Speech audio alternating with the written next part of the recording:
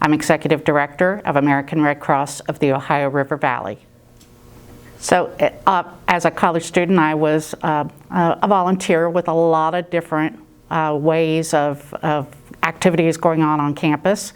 But then I also became an employee at a community college and still continued to be involved in a lot of different activities. And one of those was American Red Cross blood drives. And I would help with those activities. But then after I graduated with my 4-year degree, I wanted to continue to expand my role in the community because I appreciated the fact that the community needed a lot of work.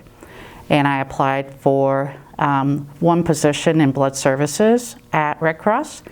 And it was a part-time position, and I began with that.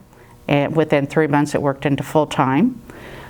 Since then, I have worked as a blood services coordinator, an emergency services director, a financial development director, and finally as an executive director over the span of 32 years.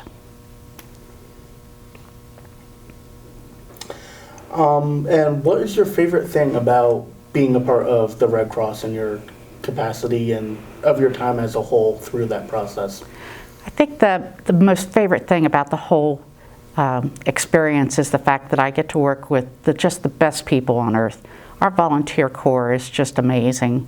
They get up in the middle of the night and go out and help people that have just lost everything.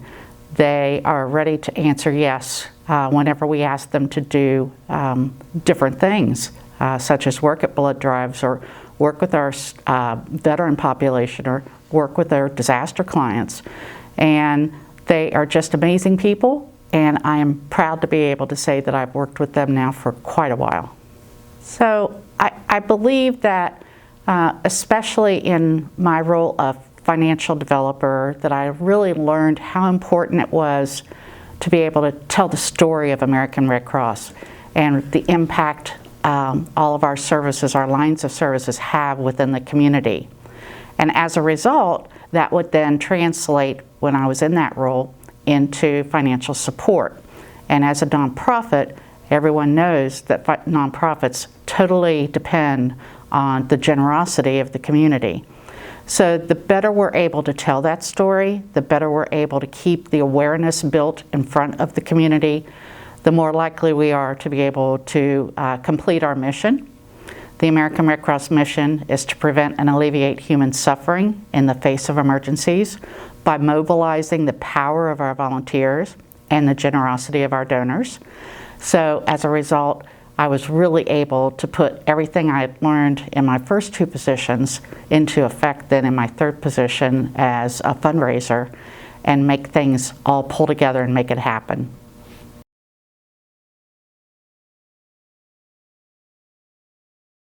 So our many different lines of service really just encompass so many ways that it's hard to find someone whose life has not been impacted by American Red Cross in some way, shape, or form through their lives. And locally at your chapter, what would you say the makeup of the organization is, say, a staff versus volunteer base? So 90% of our workforce is done by the volunteers. And that's on a national basis. Locally, it's even greater than that. Our chapter has 3 specific staff people assigned to it, myself as executive director to make sure everything's working properly, but also 2 disaster service professionals that work with us, and their whole focus is on just our 19 counties. But then we also have support staff from our regional office. Our chapter is one of 5 within the Central Appalachia region, and so we work with other professional staff that might help us with, for instance, media or fundraising or volunteer services, things like that. But when you compare the number of staff we have in our chapter, 3, compared to our total volunteer staff in 19 counties, about 150, then we're looking at much more than 90% rate of volunteers to paid staff. They are our frontline troops. From a volunteer perspective, if we don't have enough volunteers to be able to respond appropriately to a major disaster, National has this wonderful pool across the nation of trained individuals willing to come to our area then to help. So the last time that there was a major Ohio River flood, there were people coming from all over the United States to help in this area. And so that's a wonderful, great relief to be a part of a national organization that we're able to draw resources such as manpower, funding sources, training aspects, technology. It's a wonderful way to be able to rely on our national office to have the technology we need to be able to especially survive through COVID and be able to do so much virtually and have the technology available to us. It really is a wonderful thing, though Red Cross is very local. It's meant to be local. We do have this national coalition of Red Cross that makes everything happen for us.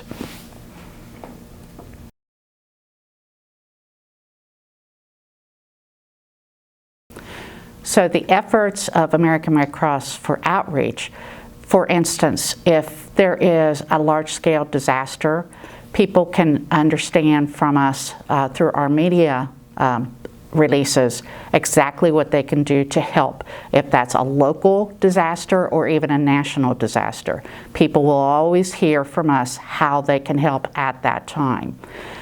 If there is a need for blood, we are always constantly raising the awareness through media to make sure that people are able to understand how to help us there. But we also provide great tools for them to be able to take advantage of that, such as going online to find out about where the nearest blood drive is, or downloading the free blood donor app to their smartphone. And again, within just a few seconds, a few clicks, they're able to schedule an appointment to give blood. So that type of outreach is going on constantly. That really falls into my line of work as executive director.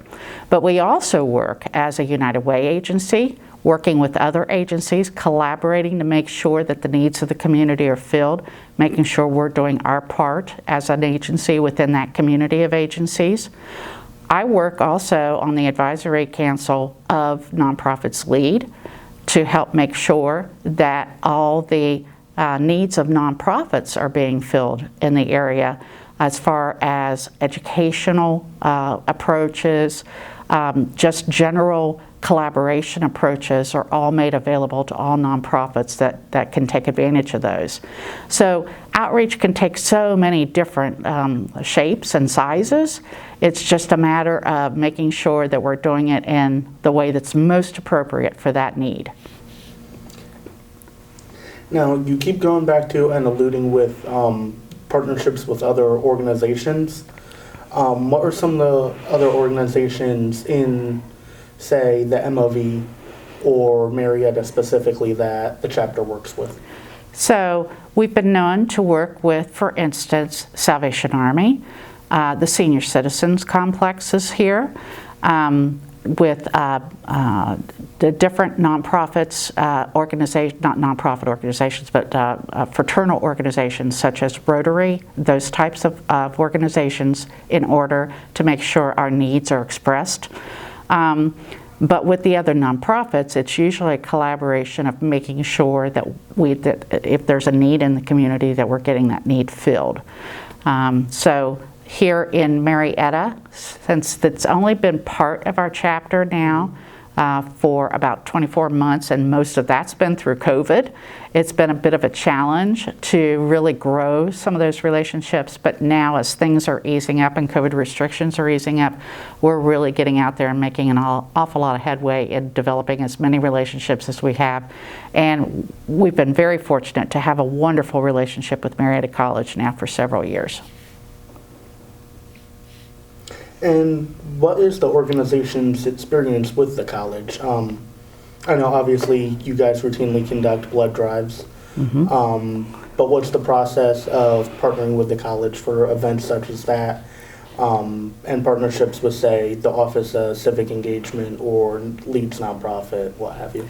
So in addition to the blood drives that we hold here on campus, we also have been a part of Nonprofit Lead now for many years, which has also introduced us to Next Gen. So we've had student board members that have added a flair of youthfulness to our board, which has been wonderful. But we've also been able to take advantage of, for instance, Nonprofits Leads Conference each year, and have really been able to have some professional growth as a result of that. And our board members have been able to take advantage of some of the training sessions also. So, but one of the things that I've been particularly thankful for was that for a couple of years to get us started on it, Nonprofits Lead was able to help develop a retreat for our board for more cohesive work groups going on, committees, things like that. So as a result, you know, we've really grown as a board. And I'm looking to grow that board with members from specifically the Marietta community. So anyone that's viewing this video, I would love to have an opportunity to speak with them if they're interested in serving on our board. Now, in regards to community engagement, looking at a volunteer basis, what's kind of the interaction with that? Do the volunteers tend to come to you guys looking to help? Or is it more of you're advertising you need volunteers, or some combination of both? Sometimes we're really lucky and somebody just says, hey, I'm kind of interested in American Red Cross and would love to volunteer there. What should I do? And then, boy, do we love to chat up with them then. But for the most part, we need to make sure that the messaging for the need for volunteers is constant. Though it may seem like we have a large amount of volunteers, we really don't compare to the need that we have, because again, our disaster volunteers are on call 24/7, 7 days a week. Disasters never take a holiday. So we have to have an extraordinary amount of people that are specifically trained to be able to respond the American Red Cross way to a disaster. So we currently don't have enough of those volunteers. So we've been on a crusade of making sure the word is out there that we need volunteers. And we do that through, again, collaboration with other agencies, through media opportunities, through just generally conversations with organizations in the area. I'm always making presentations to different organizations. I spoke recently with an organization here in Marietta just a couple weeks ago about the need for volunteers. And we try to make it as easy as possible for people to understand what we're looking for, including having QR codes so that people can just scan the QR code and it will immediately open up on their smartphone a volunteer application.